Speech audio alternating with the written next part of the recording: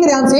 अभी आज हम बात करेंगे सबसे इंपॉर्टेंट का एक प्रोनाउन का हमारा जो चैप्टर होता है, किसके ऊपर, ये प्रोनाउन हमारा, ठीक है ना। ये प्रोनाउन की देखो ध्यान से। अच्छा, प्रोनाउन में इसके साथ देखो, मैं आपको बार बार कहता हूं कि सबसे पहले हर एक चीज का सिलेबस है। सिलेबस में क्यों कह रहा हूं, क्योंकि देखो नाउन का भी सिलेबस है। अब हम नाउन चैप्टर पढ़ेंगे तो नाउन के बारे में ही सोचते हैं, क्या हम उसमें से हम वर्ब की बात करेंगे, प्रोनाउन की बात करेंगे, एडजेक्टिव की बात करेंगे, नहीं ना।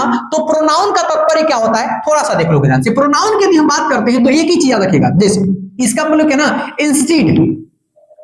इंस्टीड ऑफ क्या होता है, नाउन, ठीक है ना। आई मीन की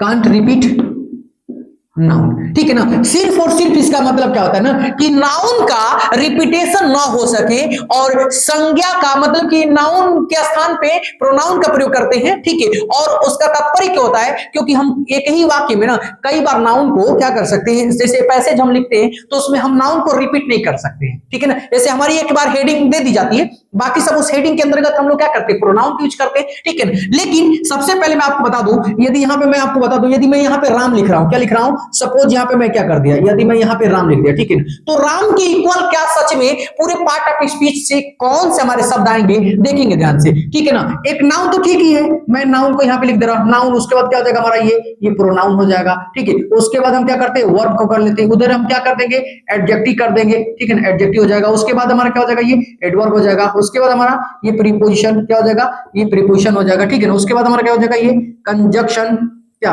कंजक्शन, और उसके बाद हमारा क्या हो जाएगा, ये इंटरजेक्शन, ठीक है ना। अब 1 2 3 4 5 6 7 8, ठीक है ना। आप देखेंगे ध्यान से, थोड़ा सा राम को मिडिल में हम लोग कर लेते हैं, क्या करते हैं, राम को।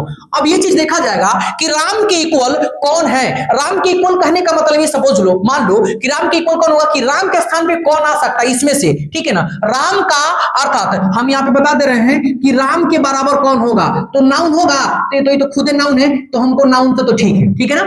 प्रोनाउन होगा, बिल्कुल होगा। वर्ब होगा, नहीं होगा। अब मैं आपको दिखाते चलूंगा राम के स्थान पे, ठीक है। हम यदि कोई इधर मैं रमेश कर दे रहा हूं तो ठीक है, कोई प्रॉब्लम नहीं। राम के स्थान पे ही कर दे, ये भी सही है। लेकिन राम के स्थान पे क्या हम इज रखेंगे, इसके जैसे मान लो किसी का नाम राम है, ठीक है, तो कुछ समय के लिए हम उसको अमित कह दिए, सुमित, अरे नहीं सर, मेरा अमित सुमित नाम नहीं, मेरा तो राम नाम है, ठीक है। लेकिन आप किसी को इज कहोगे, क्योंकि इज इधर आओ, क्या उस राम का इक्विवेलेंट ही होगा, बराबर होगा, और तो नहीं देगा, ठीक है। तो वर्ब का प्रयोग नहीं कर सकते। यहाँ पे मैं क्या कर दे रहा हूँ, गुड रख दे रहा हूँ। क्या राम, किसी को राम नाम है, उस व्यक्ति का राम, किसी का राम नाम है, बताओ, उसको हम कहेंगे गुड इधर आओ, आएगा?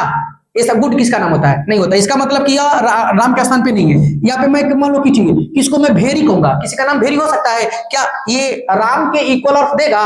जैसे राम के इक्वल अर्थ देने का मतलब क्या है, आप लोगों को लग रहा है कि थोड़ा सा दिक्कत हो रहा होगा, लेकिन मैं कह दूं कि राम इज क्या, राम इज क्या, मैं लिख दे रहा हूं, राम इज क्या, इधर मैं लिख दूं अ गुड बॉय, ठीक है ना। राम इज गुड बॉय, तो राम के स्थान पे, ठीक है। अब मैं कह दूं कि राम के स्थान पे क्या, गुड बॉय लिख रहा हूं। यदि मैं यहाँ पे कह दूं कि ही इज क्या, गुड बॉय, क्या गुड, इधर मैं बॉय कर दूं, तो अंतर होगा, ठीक है, कोई अंतर होगा। तो कोई आई थिंक हमें नहीं लग रहा है कि इसमें दोनों ही अंतर, कोई अंतर नहीं है, क्योंकि राम के इक्वल क्या हमारा ही होता है। ओके, चलिए आप इस चीज को देख लीजिएगा।